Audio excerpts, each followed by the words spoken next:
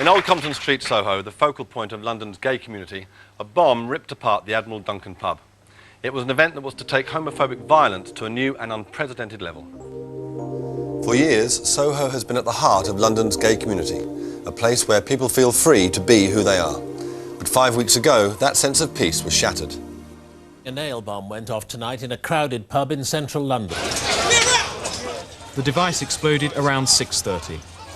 People there have spoken of individuals being thrown 30 feet across the road by the force of the blast. Eyewitnesses talked of hearing a loud explosion, like a clap of thunder. It was the Friday before the May Bank holiday weekend at the Admiral Duncan pub on Old Compton Street. People, gay and straight, had been enjoying a drink after work.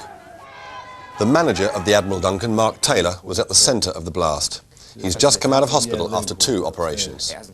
So Mark, just talk us through what actually happened on that afternoon.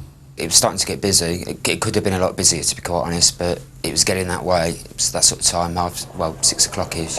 And everyone was having a good time. There was a lot of people in there I didn't recognise. There was, you know, new faces in there.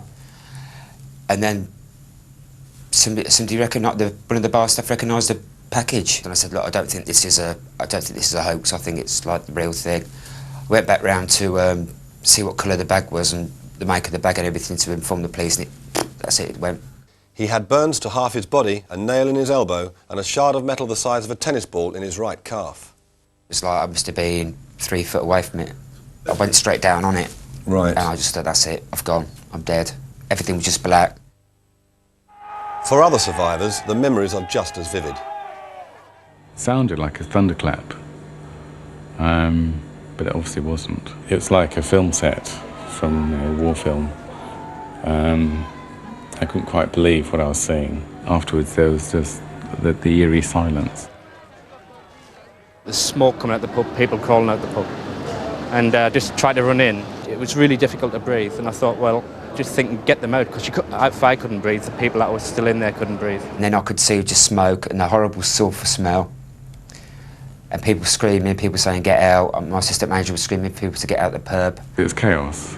Nobody quite knew what to do. So I crawled along the floor to the end of the pub, and there was people saying, you've got to get out, you've got to get out, and I was getting really, really tired at this time. And somebody picked me up and just said, can you walk? And I said, yeah, I think so. I got outside the pub and the police were there. I just found it hard to believe that people could have been killed and injured just because somebody hated lesbians and gay men. I mean, I think that is hard to believe, but it happened.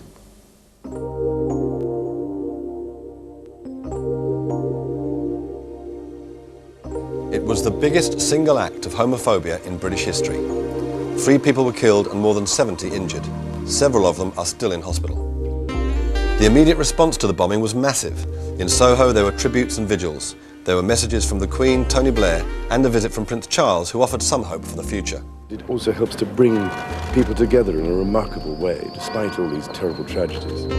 But in the longer term, and away from Soho, what was the effect of the bomb? Something like this, you know, is quite a turning point that people will look to and say, as a point of reference, since that time, things only got better. It can bring communities together, black communities as well as lesbians and gay men, and make the link that we are all under threat.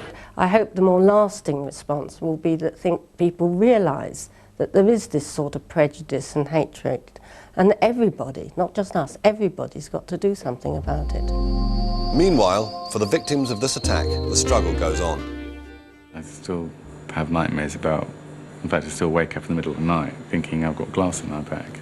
I still think about it a lot, and that's, you know, I think that's part of the process of getting rid of it, you know, or dealing with it.